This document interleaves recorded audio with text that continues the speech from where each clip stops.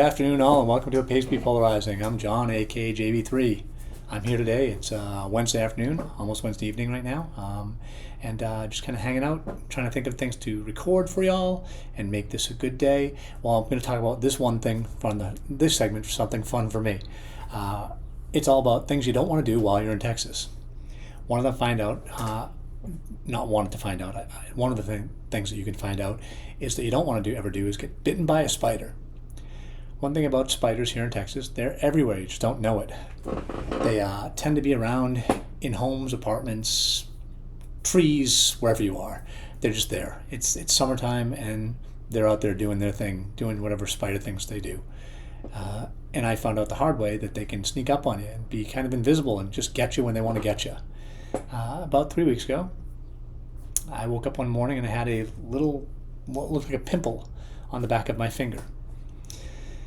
Looked at it and said, oh, I don't know what that is, and touched it. And when I touched it, about an hour later, it was bright red and about the size of my head. It was gigantic. I couldn't move it at all, so I did the right thing. Shockingly for me, by the way. I called urgent care, and I made myself an appointment. I also did the wrong thing. I went on Google, as we all do. I went on Google to search what it is. And I looked at it and said, spider bite. You should go to emergency room or urgent care or something to get it looked at. Good thing I was already ahead of the game there and starting to have that done. So I got to urgent care and got to the doctor. And he said, oh, it looks like a spider bite. Thanks. Kind of knew that already, but didn't say that. And I said, yeah, I guess I need to get it treated. He goes, good thing. How long did you notice it? I said, about 2-3 hours ago, and decided I should get it looked at because it changed dramatically in those 2 to 3 hours. So he asked what happened. I told him. He said, oh, you don't ever want to touch a spider bite. I asked why. He said because what that does, it's focused on one little area, and once you touch it, you disturb it. And by disturbing it, you spread venom that's in it. And it causes what was caused to my finger, to make it explode and get really swollen and get really red and just really disgusting after that. Wasn't that big of a deal, I'll say that. Didn't hurt at all. And then I made the mistake of thinking it wouldn't hurt at all. That was a mistake, as I said. Got a steroid shot to take any inflammation away and could put on doxycycline to start the antibiotic process so it wouldn't get further infected. About 26 hours later, I could feel pain. It was on my right side, which if I could feel pain on my right side, that's a bad thing because I can't feel my right side still in a lot of places. Fingers, toes, shin down on my right leg, all from my TBI. And suddenly I could feel pain. And for me, when I can feel pain, if it's a 2 for me, it's a 10 for you. I'll just say that because I have very high tolerance anyway. And it was honestly about a 10 for me. My finger was throbbing. It was just in a lot of agony pain. And I finally said, need to go back, see him again. He saw it again. He said, okay, it's not getting any better. That's getting worse.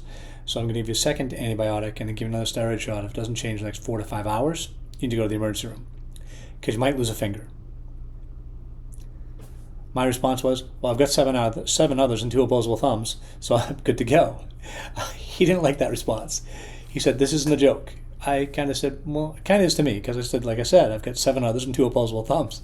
And he said, okay, so we're going to be that way about it. Sure, why not? So I got my next steroid shot. I got my second antibiotic, started that process. The pain started to subside a little bit. I couldn't really feel it much anymore. The color started to change a little bit, and I also got a large blister formed on it. He told me one of the things I forgot to mention here is that when I got home, I should soak it in hot water. Not warm water, but hot water, as hot as my finger could tolerate to get the toxin to come to the surface and get drawn out of the wound that was there. And I said, okay, so I did that, and I'll tell you what, nothing hurt more than that. And that was painful because you're kind of burning skin. The problem was, once I started treating it, necrosis set in. Not a lot, but a little bit. And I'll have some scarring from that for sure.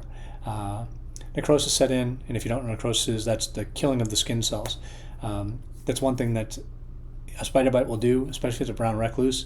They tend to cause a big divot wherever the bite is, which I'm lucky enough to say that didn't happen to me.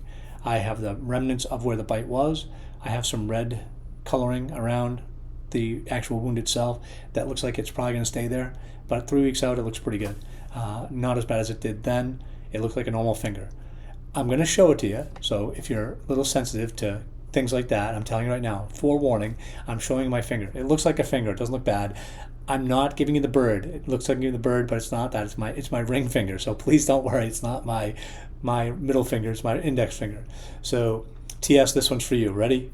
Boom. There it is. There's my finger. There's the discoloration. You can see it right there, a little bit. And there's the bite. You can see the redness of the bite that's right there, really close. So that's what my finger looks like now. I wish it had looked like this the entire time. It didn't. But I will tell you that with spider bites, you don't want to do it. There's lots of things in Texas you want to do. This is not one of them. It was on my bucket list. It'll never be on my bucket list. I can cross it off the bucket list if it were on it. It's not on my to-do list, none of that at all. But that's my little fun story for today, is that spider bites are real. I did not turn into Spider-Man. I know some people wished I would. I thought I would get superpowers and get like clingy, attachy fingers and things like that and be able to shoot webs. I can't. I'm really sorry. But if you like this content, a little more lighthearted for me for sure. I know. But if you like this content, please like and subscribe, and I'll be back with something much more serious next time on It Pays to Be Polarizing. Thanks for watching.